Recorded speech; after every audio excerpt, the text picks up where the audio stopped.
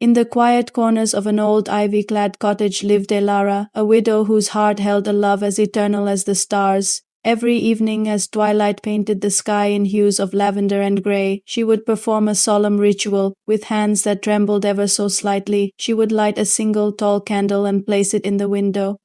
A silent beacon for her beloved husband, Liam, lost to the unforgiving sea years ago. The flickering flame was her nightly vigil, a whisper of hope sent into the vast darkness, a testament to a love that time could not erase. For Elara, this candle was more than just wax and wick. It was a conversation with a ghost, a bridge to a soul she refused to let go. The townsfolk would see the solitary light from a distance and nod with a mixture of pity and respect. Poor Elara, they'd murmur, still waiting for a ship that will never return. But they didn't understand. They saw a woman lost in grief, but Elara felt a connection, a warmth that defied the cold reality of her loss. The candle flame danced and swayed, and in its movements she saw Liam's laughter, felt the memory of his hand in hers. It was a ritual that brought her comfort, a fragile shield against the crushing loneliness that the night always brought.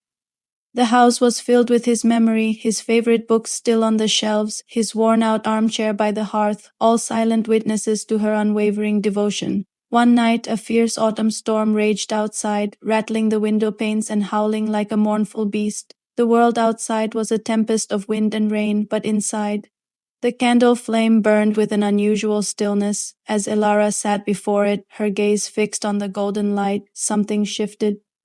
The flame, usually a simple teardrop of fire, began to elongate, to twist. A shadow, dark and indistinct, began to form within its core. Her breath caught in her throat. It wasn't a trick of the eye. The shadow solidified, taking on a form that was hauntingly familiar. It was him. It was Liam. A voice, not of this world, echoed in the silence of the room, a whisper that seemed to emanate directly from the flame. Elara, it hissed, a sound like dry leaves skittering across cobblestones.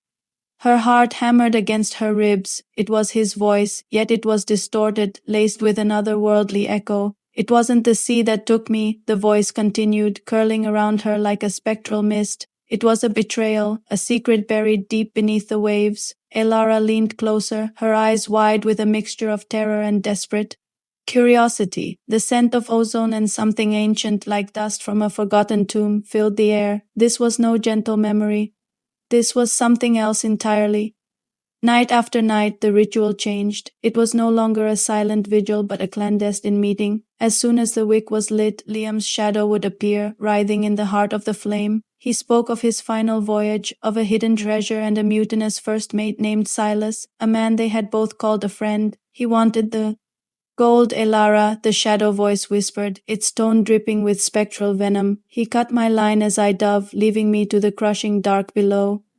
He returned with a fabricated tale of a rogue wave. Each word was a poisoned dart, piercing the cherished memories Elara held of Silas, who had been the one to bring her the terrible news. His face a mask of sorrow. Elara became consumed. The world outside her cottage faded into insignificance. The townsfolk's greetings went unheard.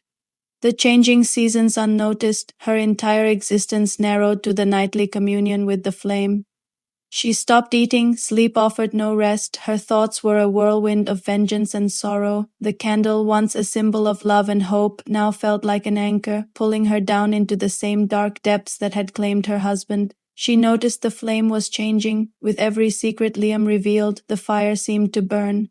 Hotter, brighter, and the shadow within it grew larger, more defined. It was as if the flame was feeding on her shock, her anger, her grief. A chilling realization began to dawn on her. As the shadow in the flame grew stronger, she felt herself growing weaker. Her reflection in the dark window pane showed a gaunt, hollow-eyed woman, a mere specter of her former self. Her life force, her very essence, felt as if it were being siphoned away, drawn into the mesmerizing, hungry fire. The warmth of the candle was no longer comforting. It was scorching, threatening. The whisper was no longer just Liam's. It was a chorus of suffering, the echoes of souls lost to dark bargains. She was being consumed not by grief but by the entity that wore her husband's face. The whispers were no longer about justice. They were promises of reunion, of joining him in the eternal silent dark. One evening, as she prepared to light the candle, her hand hesitated. Her gaze fell upon a small silver locket she always wore, a gift from Liam on their first anniversary. She clicked it open. Inside was a tiny smiling portrait of him, his eyes bright with life and love, the man she knew, not the vengeful shadow in the fire. A wave of clarity washed over her, cold and sharp. The Liam in this locket would never want this for her. He would want her to live, to find peace, to remember their love with warmth, not with this cold, burning obsession. The entity in the flame was a parasite, feasting on her love and twisting it into a weapon against her own soul. With a surge of desperate strength, she looked at the candle, then back at the locket. The whispering from the unlit wick began, coaxing, promising, demanding, "Light it, Elara, join me." She clutched the locket so tightly her knuckles turned white. "No," she whispered, her own voice sounding foreign after so much silence. "Your memory is my light, not this." This darkness, she turned and walked to the hearth where the embers of a dying fire still glowed. The whispers grew into a furious shriek, shaking the very foundations of the cottage.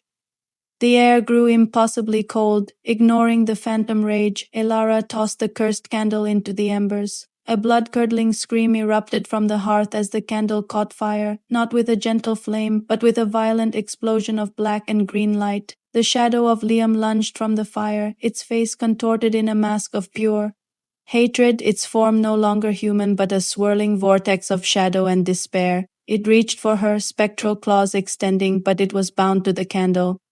As the wax melted and the wick turned to ash, the monstrous form shrieked and dissolved, pulled back into the nothingness from which it came. Then silence, a profound, peaceful silence she hadn't known in months. The storm outside had passed through the window. The first rays of dawn pierced the darkness, bathing the small room in a soft, gentle light. Elara stood there, frail and trembling, but for the first time in a long time she felt free. She walked to the window and looked out at the rising sun, the silver locket still warm in her hand. The sea was calm, glistening under the new day's light. Grief was still a part of her, a quiet ache in her heart, but it was her own. It was the memory of a love that was real and beautiful, no longer a chain but a cherished part of who she was. She had faced the darkness that wore her husband's face and had chosen the light. She had chosen to live. Thank you so much for joining me on this chilling journey. Stories like these remind us that even in our deepest grief, it's the light of true memory, not the shadows of obsession, that will guide us through. If you enjoyed this tale, please consider hitting that like button and subscribing for more stories from the shadows. Stay safe and always choose the light.